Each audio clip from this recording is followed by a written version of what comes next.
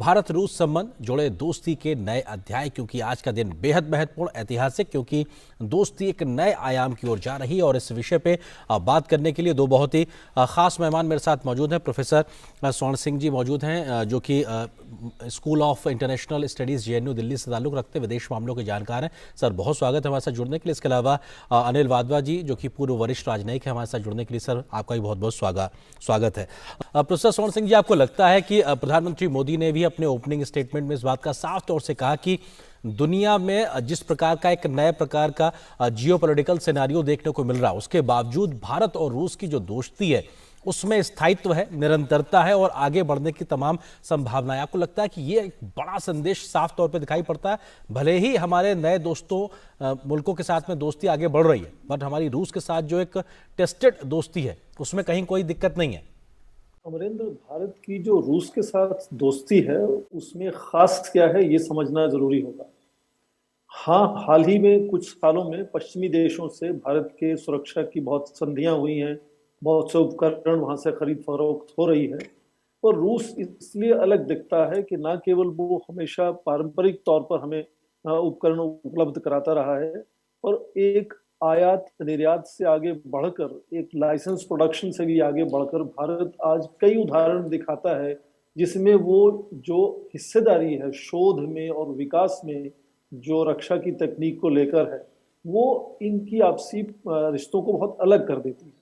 हालांकि ये भी कहा जा सकता है कि 20 साल पहले तक करीब 2/3 उपकरण जो है रक्षा के वो रूस से आते थे। उनमें कुछ कमी कही जा सकती है कि अब 50% के आसपास है, और उसका जो तरीका है आपस में हिस्सेदारी साझेदारी बनाने का वो बहुत अलग बना है पिछले 20 सालों में। और उसको यदि समझ जाएं तो ये दोस्ती खास अपने आप लगने लगती है, और पश्चिमी देशों से हमारी जो नई दोस्ती बन रही है रक्षा के उपकरणों को लेने के लिए, जी। वो बहुत अलग तरह से दिखती है। और दूसरी बात इसमें ये जोड़ना जरूरी होगा कि आप देखें कि एक तो ये सर्वव्यापी महामारी में ये नए नए वेरिएंट्स सामने आ रहे हैं, म्यूटेंट सामने आ रहे हैं।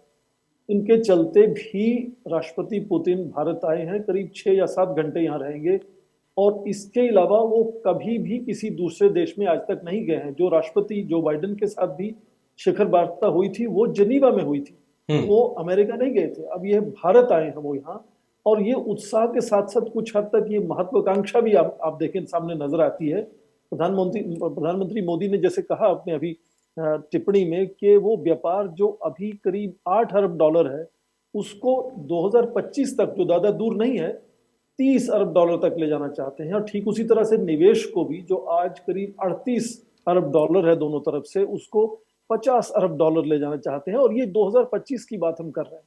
तो ये आपसी तालमेल से क्या इतना तेजी से रिश्तों को आगे बढ़ाया जा सकता है, इसकी जरूर उन्होंने एक तरह से विश्लेषण किया होगा और संभावना उनको लगी होगी। और उसमें मुझे लगता है सबसे बड़ा जो एक क्षेत्र है वो ऊर्जा का क्षेत्र है, जिसमें भारत अब मुझे लगता है कि बहुत ज्यादा निवेश करने वाला है। और भारत में प्रधानमंत्री मोदी ने सितंबर में ही ईस्ट इकोनॉमिक फोरम में कहा था कि ये जो संगम है भारत की हिंद प्रशांत महासागर की नीति को लेकर और यूरेशिया से उसको जोड़ने को, तो ये जो दो बड़े नेता मिलते हैं तो संधियों पर हस्ताक्षर तो होते ही हैं, और मुझे लगता है जो समझ साझा होती है, जो दिशा निर्देशन मिलता है, उस पर हमें ध्यान देना होगा। उसमें उत्साह की एक तरह से जो महत्वाकांक्षा कह सकते हैं वो भी उसमें नजर आती है। बिल्कुल। इन निर्णयों को जमीन पर कैसे उतारा जाएगा वो बात की बात है। बिल्कुल। और ये गर्मजोशी भी आज हम देख रहे हैं दोनों नेताओं की, जब मिले हैं उस वक्त भी साफ तौर पे दिखाई पड़ी। ये भी अपने आप में बहुत कुछ बयां करता है। बिल्कुल। प्रोफेसर स्वर्ण सिंह जी, एक बात राष्ट्रपति पुतिन ने अपने शुरुआती उद्बोधन में इस बात का जिक्र किया कि जो ग्लोबल इश्यूज हैं उस पर एक कॉमन कंसर्न्स के साथ में भारत और रूस कहीं ना कहीं अपनी बात सामने रखते रहे। उन्होंने आतंकवाद के मसले की बात की, ऑर्गेनाइज्ड क्राइम का जिक्र किया, ड्रग ट्रैफिकिंग की उन्होंने जिक्र किया। आपको लगता है कि ये भी एक बड़ा संदेश है कि जो वैश्विक चुनौतियां हैं वहां पर एक मत के साथ में भारत और रूस आज भी खड़े हुए हैं? ये बहुत अच्छी आपने बात सामने लाई है कि यदि आप अंतर्राष्ट्रीय या क्षेत्रीय चुनौतियों की आप एक नजर दौड़ाएं उस तरफ, तो आपको नजर आएगा कि रूस के और भारत के दृष्टिकोण में बिल्कुल अंतर नहीं होता है। चाहे वो स्थिरता लानी हो अफगानिस्तान में, आतंक के मुद्दे से जूझना हो, या विकास की बात हो, या पर्यावरण की बात हो, सभी मुद्दों पर, क्षेत्रीय मुद्दों पर और विश्व स्तर की चुनौतियों को लेकर भारत और रूस की जो सोच है जो दृष्टिकोण है वो अक्सर एक जैसा होता है। अब मुझे लगता है कि जो जॉइंट स्टेटमेंट आज आएगी ये शिखर वार्ता के बाद, उसमें वो नजरिया कितना साझा है ये सामने आएगा हमारे। तो भारत और रूस हमेशा आपस में तो बायलैटरल मैकेनिज्म्स हैं जिनमें मिलते हैं, और बहुत से क्षेत्रीय और अंतर्राष्ट्रीय संगठनों में भी वो लगातार उनकी बातचीत होती रहती है। हालांकि ये ऑनलाइन वीडियो कॉन्फ्रेंसिंग हो रही थी और आखिरी मुलाकात तो उनकी नवंबर 2019 में हुई थी। पर ये तालमेल जो आपसी है ये इतनी जल्दी से नहीं बनता, ये दशकों में मिलकर ऐसे तालमेल आपस में बनता है, बहुत से अलग अलग क्षेत्रों को लेकर, बहुत सी अलग अलग चुनौतियों को लेकर। तो बहुत सी चुनौतियों को लेकर मुझे लगता है कि दृष्टिकोण कितना साझा है ये सामने आएगा।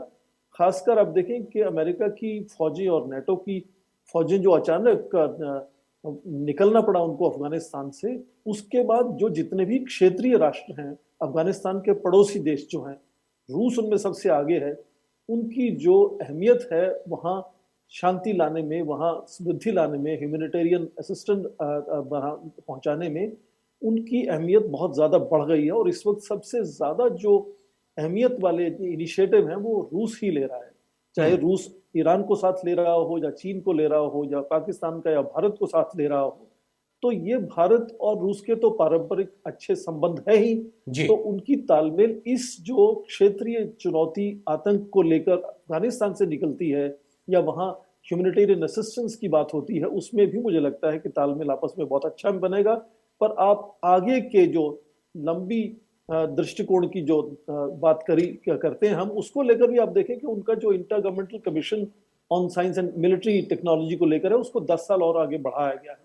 तो मुझे लगता है कि बहुत सी ऐसी तकनीक जो भारत को आसानी से उपलब्ध नहीं हो पाती हैं, वो अब मुहैया हो जाएंगी हमें रूस से। ये अगले 10 सालों में मुझे लगता है कि जो अति आधुनिक तकनीक है, वो चाहे मिलिट्री मॉडर्नाइजेशन की बात हो, मेक इन इंडिया की बात हो, या विकास की बात हो, उसमें बहुत अलग अलग क्षेत्रों में जो अति आधुनिक तकनीक का हस्तांतरण है, और या उसमें जो हिस्सेदारी है विकास और शोध में, वो नए आयाम खड़े करने वाला है कि आपसी दोस्ती किस तरह से और आगे बढ़े और सुदृढ़ हो। भारत उसमें पूरा योगदान देना चाहता है। भारत एक बड़े निवेशक की तरह से रूस को सामने नजर आता है, तो रूस भी चाहता है कि भारत उससे ज्यादा जुड़े। वो नहीं चाहता कि सारी उसकी निर्भरता वो चीन पर ही हो जाए, इसीलिए उसके लिए भारत से जुड़ना बहुत अहमियत रखता है। ठीक उसी तरह से चीन की चुनौती को लेकर भारत भी चाहता है कि रूस को अच्छे दोस्त की तरह से उससे अपनी दोस्ती बनाए रखे।